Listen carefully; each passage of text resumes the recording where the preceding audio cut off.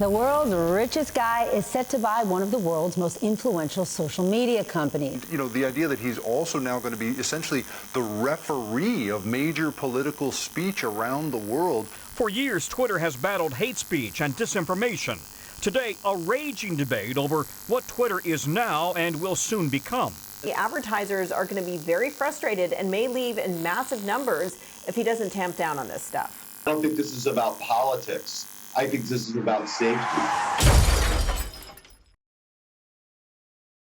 Let's talk about Tumblr.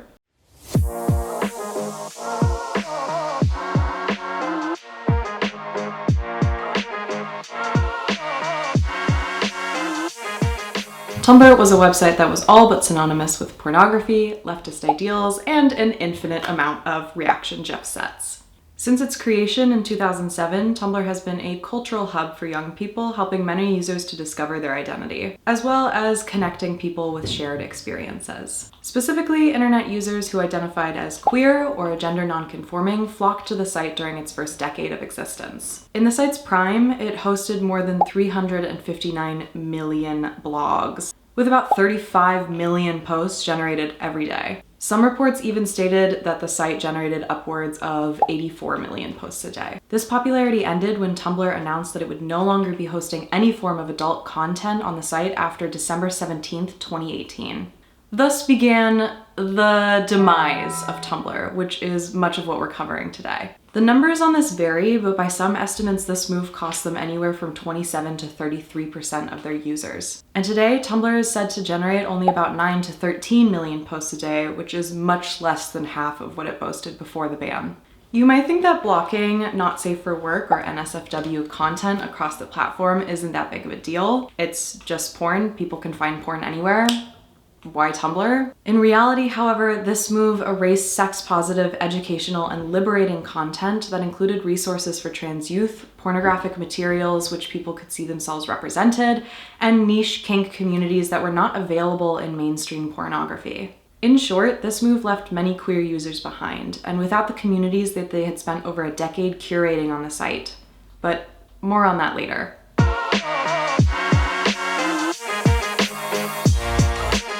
If we're going to talk about Tumblr, and we are, a lot, then it's important to understand how Tumblr began, its culture during the pre-ban eras, and what led to the erasure of porn on the site.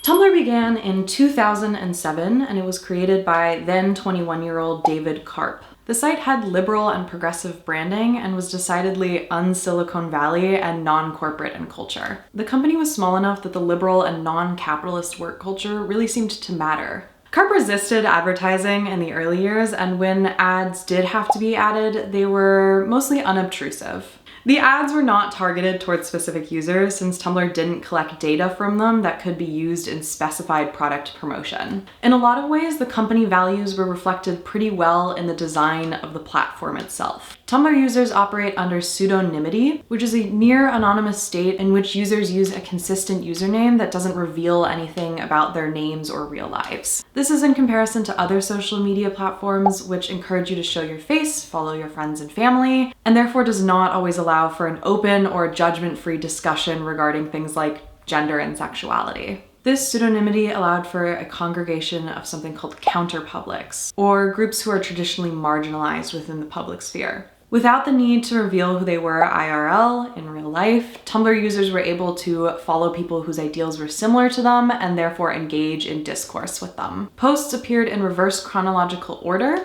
and there was no algorithm dictating what came across a user's dash or dashboard. Instead, the people they followed provided the content that they saw. The reblog function allowed users to copy a post from someone else and paste it onto their own blog for all of their followers to see. Because of this, new ideas were constantly swarming around Tumblr at a pretty fast speed. When reblogging, you could add your own comment to a post or leave it be. Tags were utilized to mark what the content contained, and users were able to blacklist certain tags if they didn't want to see it. For example, you might blacklist the hashtag spoiler in case you don't want to be spoiled for something. Those wouldn't show up on your feed. You could also blacklist more triggering themes such as the hashtag sexual assault so that you wouldn't have to engage with content that you didn't want to.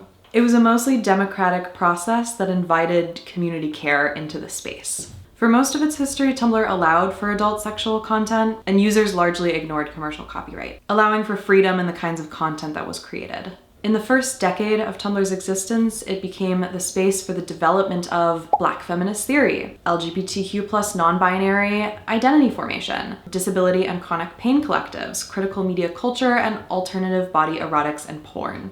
They gained a passionate, liberal young base of users who were unusually loyal to the site. The retention rate for Tumblr users was 85%.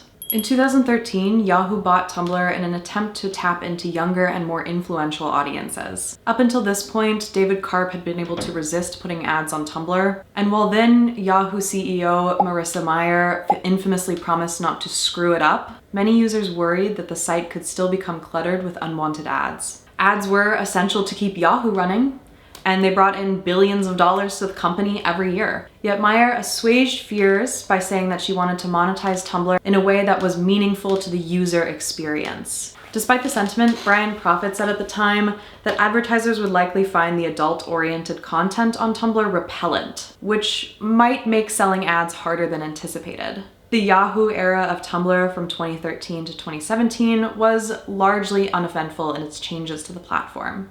In February of 2018, the House of Representatives passed the FOSTA-SESTA laws, which stands for Fight Online Sex Trafficking Act and the Stop Enabling Sex Traffickers Act, respectively. FOSTA in particular banned online ads that sold people into sex slavery, something that feels like it should have already been illegal. However, FOSTA and SESTA made it so that websites could be found criminally liable for sex work and trafficking. Because of this, all ads for paid sex, whether they involve trafficking or not, were banned in order to ensure that website companies could not be found guilty of assisting, facilitating, or supporting sex trafficking in any way. These laws resulted in the shuttering of sites like Backpage as well as Craigslist personal section. These sites, however, helped sex workers to safely advertise their services and vet clients. And by December of 2018, Tumblr was one of the last sites that allowed sex workers to direct potential clients to their services. What's more is that many genderqueer and trans sex workers relied heavily on Tumblr in particular to get clients and generate income, especially considering that the mainstream sites were less accepting of them. In 2017, Yahoo began faltering and was purchased by Verizon. Tumblr then became a part of Oath, which was Verizon's umbrella company for digital content. While Yahoo had promised not to screw up the platform, Verizon only came into the ownership of Tumblr through a Russian nesting doll of companies. Changes were almost immediately implemented, and the more corporate culture of Verizon took hold. Many staff members were fired, and a large swath of others quit. David Karp resigned in November of 2017, and Jeff Donofrio took over as the CEO. In February of 2018, safe mode was turned on by default for all accounts on Tumblr. This made it so that search results did not show adult content unless users went and turned it off manually. Turning it off was as simple as flipping a digital toggle, so users could still enjoy adult content on the platform if they chose to. Real change didn't occur until November of 2018, when the Apple Store removed Tumblr from the App Store for violating its guidelines. A search by Apple had found child porn on the platform. Leading up to this, there had also been complaints that the app's loose restrictions had led to non-consensual or revenge porn, and that the site didn't do enough from keeping minors from seeing sexually explicit content. As a reaction to this, Tumblr changed the community guidelines and stated that adult content would be banned, which included photos, videos, or GIFs that show real-life human genitals or female-presenting nipples, and any content that depicts sex acts. Donofrio made a post explaining the changes, stating that he recognized the diverse and creative community on the site, and that without adult content, we have the opportunity to create a space where more people feel comfortable expressing themselves.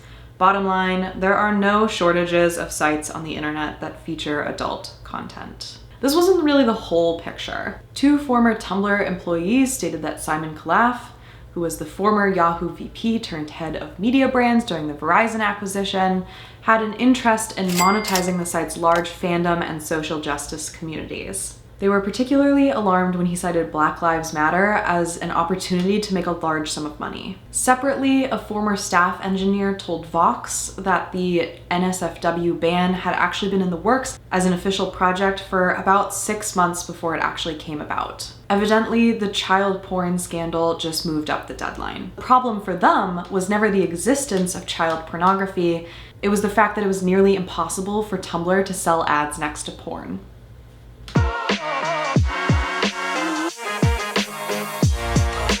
So just how much pornography was on Tumblr? In an interview between media studies professors, Alexander Cho stated that when he told people he studied Tumblr, they would often respond by asking if he just looked at porn all day. And there's good reason for that. A 2017 study on adult content consumption on social media found that 22% of Tumblr users were consuming porn. An additional 28% of users were unintentionally exposed, meaning they followed someone who had reblogged explicit content. To put this into perspective, this means that while only 1% of users created explicit content, about 30 million people engaged with it. Of those, many self-reported that they were young women, with 68% of consumers identifying as female. Despite fears that minors had too much access to porn, only about 10% of the consumers were actually under 18. One user, a 24-year-old woman named Sarah Smith, stated she preferred the porn on Tumblr to other sites since she didn't have to worry about seeing something objectifying and terribly jarring. It just felt like a safe space where things were curated for a variety of different social backgrounds and ethnic backgrounds. Sociologist Nina Wakeford theorized that the internet was a cyberqueer space, where the anonymity allowed users to make connections and find a sense of belonging in a heteronormative world. While some sites foster this sense of community more than others, a 2016 study cheekily noted that there's something queer about Tumblr. When surveying the regular population, 14% of people said that they used the site. Yet when surveying queer people ages 16 to 35, 64% of them said they used Tumblr. This means that the young queer person is about 5 times more likely to use Tumblr than the average person is. When asked about their reasons for using the site, 65% of users selected that they primarily use the site to communicate with others who are like them. The other major reason for using the platform was to learn about and explore gender and sexual identities. Tumblr helped people to discover the language that they needed to better understand themselves, and then gave them a community to connect to based on what they'd learned. This was especially crucial for people who learned that they were asexual or experiencing gender dysphoria. The site assured them they were not alone, and their experiences were valid and normal. In an interview with queer researchers Abigail Oakley and Avery Dame Griff, they stated that Tumblr allowed for a deeper, more personal representation of someone's gender or sexual identity due to the culture and semi-anonymous nature of Tumblr. Prior to this, trans people had often communicated with each other through online message boards, but many ended up migrating to Tumblr. Message boards acted like enclaves in which only those who knew about them could access them, and they were static. Trans users preferred the constant level of activity that Tumblr offered, as well as the easy replicability and social connection. Reblogs allowed for all users to take part in a conversation, and tags allowed for easy-to-find content that could spread throughout the community quickly using the hashtag signal boost or other tags like it. Due to how quickly content traveled, discussions of gender and sexual orientation traveled at an advanced rate, and evolved in a way similar to language, but faster. Since Tumblr utilizes tags for finding posts, terminology became very important in discussing identity. And users on the site would often get a crash course on different definitions of gender and sexuality in order to be able to participate in the conversation. This was also helpful for users in discovering their own identities, as they could scroll through definitions and personal accounts under the tag for a specific identity and see if they could see themselves within it.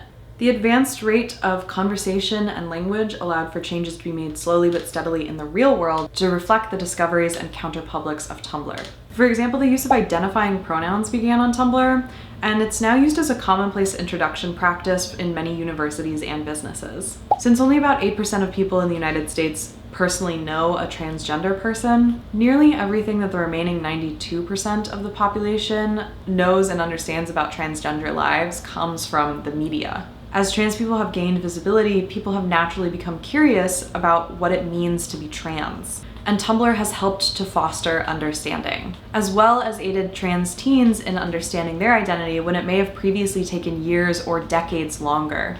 As Lee Brown puts it, Tumblr created new activists. but it was less about on-the-ground activism and more geared towards education.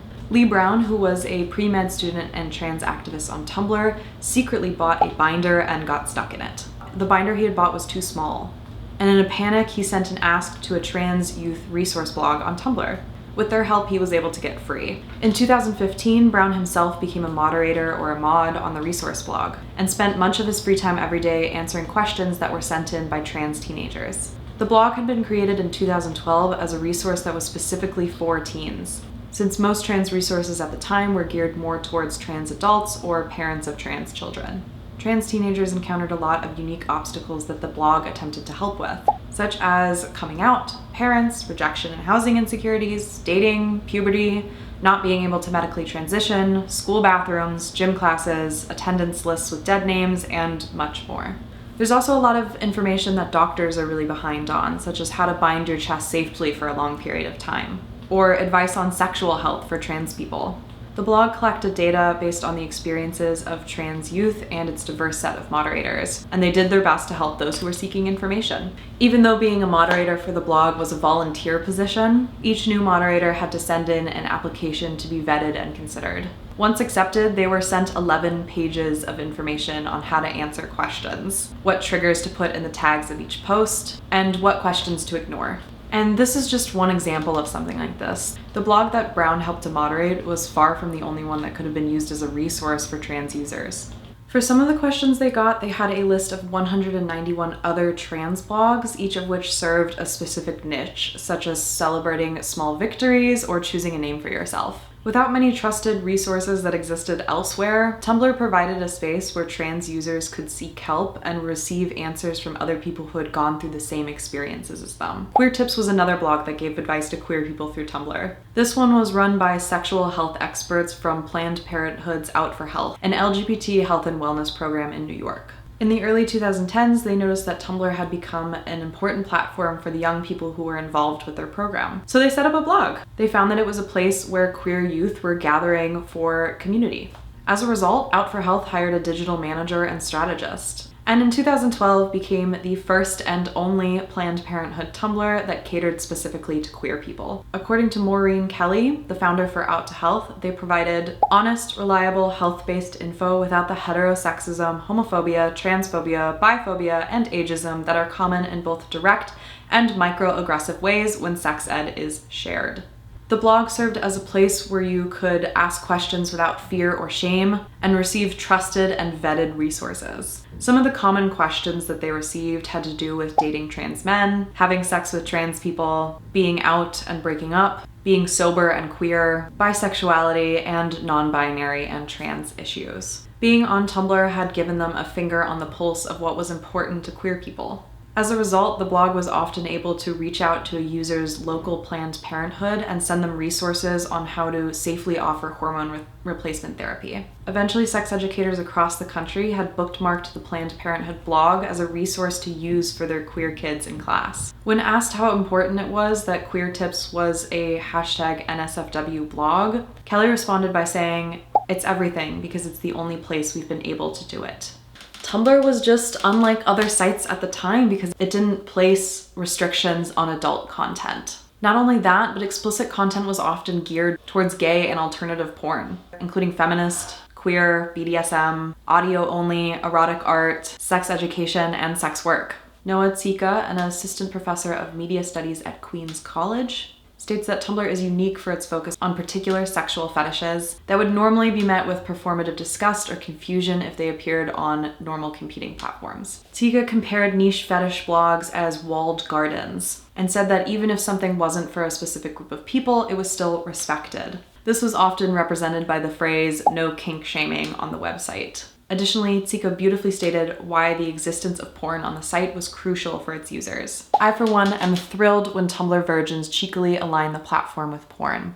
It means that they are aware through whatever process of cultural osmosis of what makes Tumblr so special and what arguably laid the groundwork for a range of activist uses of the platform. Because modes of community building that pivot around porn are activist, particularly when they seek, as so many Tumblr blogs do, to satisfy the niche or otherwise undeserved fetishes that Tumblr has in its own ways help to make speakable." An example of one of these niches is something that Morgan Fisher wrote about. She called it fandom surgery. This consists of the act of taking a big name character that is usually represented as thin and cisgender and redrawing it, reimagining the character for the body that Fisher had. She drew familiar characters as soft and trans, and in doing so felt that she was able to reclaim the characters for herself. Without mainstream queer and plus-size representation, Tumblr gave her a space to create content that was seen and appreciated by a like-minded community. Now, Fisher admitted that Tumblr still has its critics, as well as some trans fetish work by cis people, but it also provided a space for her to fight back against the main form of representation for bodies like her, which often consisted of cruel jokes, fear-mongering, and fetishizing. Katrin Teidenberg argues that sexy selfies on Tumblr allow for a body-positive atmosphere that is rarely found elsewhere. She differentiated between nudes, which is usually a request from a man to a woman, and can be used for revenge porn or bullying, and the sexy selfie, which is taken by a user and uploaded to the site for themselves. She viewed it as a way of building confidence and representing one's own body in one's own terms. One interview participant stated, "I post pictures where I like what I see. The more pictures I take, the more I find things to like. I now have evidence that I like my body." This act helps more than just the person who took the picture of themselves, as others see diverse body types on their feed and slowly change the way that they think about what a normal body is. Eventually, users started reblogging sexy selfies of normal bodies and pushed back against the heteronormative, racist, ableist, sexist, ageist, and fatphobic standards. At the time of writing about sexy selfies in 2018, Tumblr had just begun tagging posts with NSFW. While the label was only visible to the original poster, it hid the content from anyone who wasn't logged into Tumblr. As a result, users said that it added an extra barrier to find information about non-normative sexual practices and made their bodies feel policed. One user in particular expressed her disgust by stating, "Once again, I feel like I am told, you are deviant, this isn't okay, this needs to stay hidden, and I never used to feel like that on Tumblr."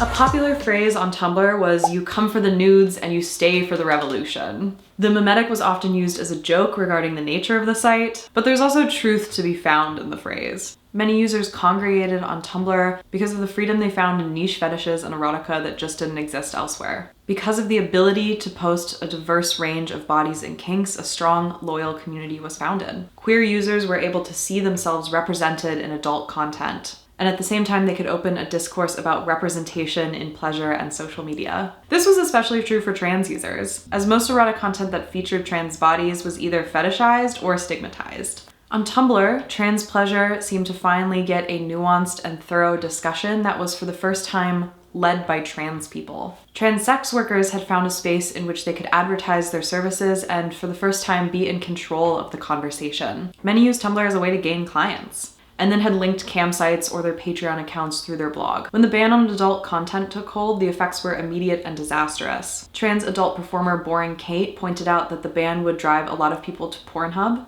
which often pirates videos and cheats performers out of revenue. Many queer people ended up losing the income and stability that came with sex work on Tumblr, and even more lost community. One trans sex worker said that she used Tumblr as a way to check in on other trans femme sex workers. It was through Tumblr that they all made sure that they were okay. After the ban, some of their blogs were immediately deleted and they had no way of knowing if the others were safe. Ultimately, the adult content ban made it much harder for independent sex workers to make a living on their own terms, and further marginalizes sex workers who don't fit into mainstream sex work. The updated guidelines had stated that only explicitly sexual content would be targeted in the ban. This created a problematic narrative for trans people in which medical content was okay, but sexual content was demonized. It sets up a narrative that only recognizes trans bodies in the context of surgery and transition, and erases the personhood and pleasure that was found on Tumblr. In practice, of course, the porn-identifying algorithms were unable to make these distinctions, and important trans medical content was also being taken down. Images of genital reconstruction surgeries, which were posted with the intent to inform users about the complicated process, were also being flagged and banned from the site. This prevented users from getting safe first-hand information about procedures like phalloplasties, which trans user Finley Games stated was already like finding a needle in the haystack. Finley insisted that Tumblr was crucial in his own phalloplasty journey, as the ability to upload pictures and details was unmatched by any other site. Trans bodies weren't the only thing getting policed either. The algorithm also targeted general LGBT content, like a sketch of two men hugging and photos of men kissing. The anti-porn bots even flagged Tumblr's own text post communicating the changes of the ban. And this was despite staff assuring users that the bots would not target text posts at all. Users were seeing content marked and deleted left and right, often with no justification as to why, and no recourse to appeal. Trans, lesbian, and disabled writer Kay recognized that nothing was safe, and stated that even though she wrote erotica for income on the site, she's just looking at a slower death. After this clearing, no one's going to be around who wants to see her stuff. They aren't just getting rid of the artists, they're driving off the fans. Many users agreed with the sentiment that Tumblr had sold out the fan base. Trans woman Eleanor J. Broker believed that they would use the porn ban as an excuse to just toss out trans users as well. Stephen W. Thrasher used the term collateral damage to describe LGBTQ users when speech policies tighten in order to increase revenue or comply with recent laws. One user echoed this, saying, "Queer people are a liability with advertisers if they aren't clean and tidy and perfect." Femme users felt the decision was gendered, especially with the term female presenting nipples being explicitly used in the company's statement. As cosplayer and sex worker Stephanie Michelle put it at the time of the ban, "Is there any woman out here in 2018, sex worker or not, that's surprised by the ability of a company to demonize a woman's body? I don't think so." Although Tumblr had been pretty much built by queer and femme users, the company had no problem making a decision that would negatively impact the loyal people who had stayed on the site for years and created communities. Maureen Kelly, founder of Out for Health, was very clear when this happened. When this sort of information and representation is hard to get, we are negatively impacting the health of LGBT youth. Internet archivist Jason Scott said that Tumblr had turned on a set of users that they clearly felt that they could get rid of without any losses. The very same people who had popularized the site were the ones being left in the dust by the new changes.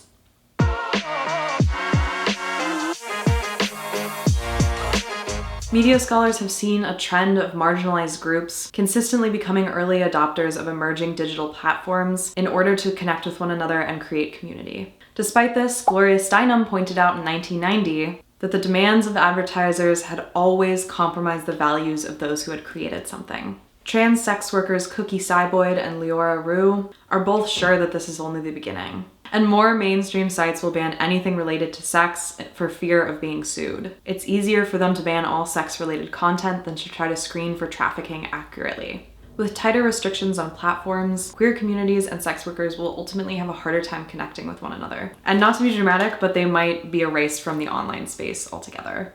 This is of course far from the first instance of advertisements compromising company values. Playboy briefly pulled nudity from their magazines in an effort to get more mainstream advertisements and better placements on newsstands. However, they reintroduced nudity after a year because eventually they understood that their consumer base was pretty closely tied to it. As I mentioned before, Craigslist recently had to remove their personal ad section after having it for 23 years due to sex workers' advertising services there. The company made a statement saying, "Any tool or service can be misused. We can't take such risk without jeopardizing all of our other services, so we are regretfully taking Craigslist personals offline. Hopefully, we can bring them back someday." By making this statement, Craigslist is shifting the blame onto those who misuse their site, and therefore implicating the evil potential of every platform. This idea comes from Langdon Winner in his article, "Do Artifacts Have Politics?" and suggests that the politics of an item can either be inherently good or inherently bad. If you're not quite following on that, don't worry, neither was I. But think of it this way. A bridge is not an object that is inherently good or bad, right? It's an apolitical object. Well, in reality, it really depends on how you use the bridge. Bridges can connect communities and make resources more accessible. In that case, bridges are good. Of course, in the case of Robert Moses, an architect for New York City in 1925, bridges can be used for evil. He built parkway bridges that were just under the height of a public bus. By doing so, he ensured that the buses couldn't access Jones Beach, effectively making it a beach that was only accessible by those who had a car, or, the white upper middle class. Winner's point was that nothing is inherently good or bad, but it depends on how that thing is implemented. This is really relevant to the conversation of social media today. If a tool like Craigslist Personals or Tumblr's adult content can be so misused, then it's our job to figure out whether or not it should be even used in the first place. And if it's not inherently good or bad, then how can we ensure that it's not being used to make other people suffer? How can we build a better bridge? As a creative platform, Tumblr likely wouldn't have survived if it wasn't purchased by Yahoo. Yet the purchase ultimately led to a robbery of its creative nature, since the platform was forced to contort into something unrecognizable in order to meet the demands of corporate media. After everything, Verizon sold Tumblr to Automatic, the owner of WordPress, in 2019. While the site once sold for over $1 billion, Verizon made just $3 million on it. Now, $3 million is a lot to me, and I'm sure it's a lot to you as well, but to put that in context, that's about the price of a modest house in Silicon Valley. As queer creators, we need to start considering what it means to put time into a community-based creative platform. As corporations take over, who owns your work? How will you protect it? And what happens if the site decides they can no longer support your type of work? How can you advocate for your work and make a case for being there? In imagining a future for queer porn, the ideal platform may be one that is publicly owned in order to ensure the continuation of safe spaces on the internet. Otherwise, pretty soon, queer users might have nowhere else to go. In lieu of this, of course, major platforms should invest in both algorithms and human workers that specifically look for signs of sex trafficking, allowing for other explicit content creators to stay on the site and ensuring that their livelihoods are not compromised. Obviously, this video is mostly about the adult content on Tumblr, but I feel like we need to address the elephant in the room as well. Elon Musk recently purchased Twitter, seemingly on a whim, and immediately made huge and lasting changes that have already impacted the culture of the platform. To me, Tumblr is a devastating case study in the consequences of not listening to your user base. Obviously and unfortunately, those consequences are felt much more tangibly by the users. An incredible resource of content for queer users and sex workers is forever lost, and we're still mourning this. Yet the consequences for the company itself is also felt. If you don't listen to your users, you run the risk of running the platform into the ground. If you're really into something like, I don't know, making millions of billions of dollars, then it might be worth it to listen to your users. But it's something beyond the money too. This is where the video gets a little less about facts and more about possibilities, so stick with me for a second. While looking into the study of cities in science fiction, DePaul professor Dan Bashara said that if you move to a different city, you become a different person. Now, as someone who spent most of their life moving to a new city once every 1 to 3 years, I have to say that statement gave me a little bit of an identity crisis. But after mulling it over, I can't disagree. Every time I've moved to a new city, my life, hobbies, and behaviors have radically changed. So with that in mind, I think it's helpful to think of each social media platform as its own city. Like a city, the inhabitants are all different, and there are different accepted protocols of interaction. Like in Chicago, you don't make eye contact with anyone, you walk down the street, head down. It would be weird to say hi as you pass strangers. In a smaller town like Rockville, Maryland, you might find yourself saying hi to your neighbors. The same is true for these digital cities. On Tumblr, you can add comments in the tags. It's accepted to call for action within a community. On Twitter, you interact in the comments, not the tags, and you have more of an individual existence. Your opinions are your own, and not that of a nameless, faceless mass like it might be on Tumblr. On Facebook, it's less common to call for action, and on Tumblr, you would be pressed to find someone unironically posting minion memes. Also, just like in cities, you can find subcultures within. If you move to a new city and you're really into cycling, you're probably going to find a group that goes cycling every day. You can meet up with them, make new friends, find a community within the city. Same thing for platforms. If you're really into cycling, then you could probably find a community on Twitter. There's a subreddit on Reddit for it. You'll find people on Tumblr, or you'll find a Facebook page. So if we continue with this analogy, and we will, what do city leaders owe to their inhabitants? The idea behind a government is that those in power serve as the voice for the people. Someone might run for mayor because they have a vision to improve the city that they love and that they live in. Once elected, their vision becomes a duty. They have a duty to protect and improve the city. So they want to improve the city. But what is the city? The unspoken part is that the city is comprised of its inhabitants. Brandon Johnson isn't only the mayor of Chicago, he is the mayor of 2.7 million inhabitants. The city shapes the inhabitants, and the inhabitants shape the city. One cannot exist without the other. The government can improve the architecture, the streets, the layout of the city, but ultimately they're doing it for the people. If a city's government suddenly installed like a vertical street that went straight up in the middle of the city because it looked cool but it didn't serve the people, you would have a giant problem on your hands. But more than adding useless things, if you took away part of the city that the inhabitants felt defined them, then you are actively working against the culture of a city. What is Chicago without Gothic architecture? What if deep dish pizza and Chicago-style hot dogs were banned? Where do the inhabitants go when Wrigley Field is torn down and the L trains don't run in the winter? Tumblr culture was in a lot of ways queer culture. And specifically, it was a space for inclusive sexual representation. When you take that away, Tumblr becomes a hollow shell of itself. Before the users even left, Tumblr was radically changed. Obviously, the problem with this analogy is that governments should, theoretically, always serve in the interest of the people. Governments should also, theoretically, be elected by the people.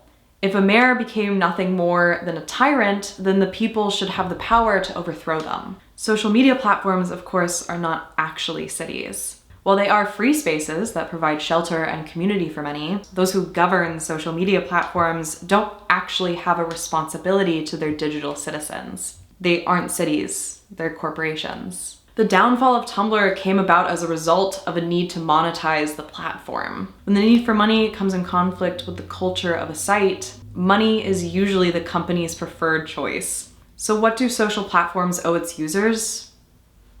Technically, not a goddamn thing. But as we continue to live digitally, we need to start looking into the devastating consequences of a company's decision.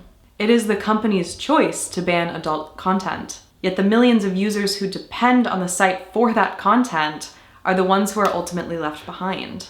This is a much larger problem in social media that's been addressed by a ton of people more qualified than I am. But just to give you some examples, if Instagram is causing depression in teenagers due to unfair comparisons, does Instagram have a responsibility to lessen the negative impact? Or as a company under capitalism, does it continue to perpetrate it because they know that it works in engaging the users? For all his talk about free speech, Elon Musk has already done some serious censorship damage to a platform known for its activists. Since taking over, he unbanned accounts known to spread misinformation, while banning accounts that do things like promote social media competitors. From an outsider's perspective, I'm not really on Twitter that much. It seems like he's making changes based on what he thinks is best for the corporation and not consulting the users. Recently, he announced that users who pay for his Twitter Blue subscription will be prioritized in the feed over users who don't. And celebrities will no longer have a blue checkmark. Again, this is going against the culture and the reasoning for the site, but it might help Twitter make some money, and that's really what's important here, isn't it? Is there any hope for the future, or are we forever doomed to be at the whim of corporations who don't care about us, making choices that at the very least are annoying and at most can cause lasting harm to communities? Not necessarily. As with many corporations, they will do what makes them the most money. And while it might take longer and be extremely annoying along the way, we can make changes by indicating what we are willing to spend money on. As an example, if you tried going vegan 20 years ago, you would have had a pretty hard time finding things that were accessible to you to eat. These days, however, almost every restaurant and grocery store in major cities have some sort of option for vegans and vegetarians. This is because that group made it clear that those options were in demand by spending less of their money on meat. Our money talks, even if it doesn't feel like it does. Social media, on the other hand, functions as an attention economy. Yes, there are many efforts to try and monetize it in a way that are more sustainable for the companies, since attention alone doesn't pay the bills. By users leaving Twitter and Tumblr, we are telling them that their choices aren't going to work for us. If they want to retain users, platforms are going to need to figure out a way to work with the existing communities on their sites. Obviously, we also desperately need legislation to catch up to an increasingly digital world, but I don't really have a lot of hope of that happening in a meaningful way anytime soon. Mr. Chu, does TikTok access the home Wi-Fi network? Ultimately, I believe that platforms have a duty to support the communities that built them, despite what advertisers may want. By standing our ground on things like adult content, advertisers will eventually have to grow more comfortable placing ads next to porn. This way we can ensure that an abundance of niche fetishes and content that represents a diverse range of people will always have a home on the internet.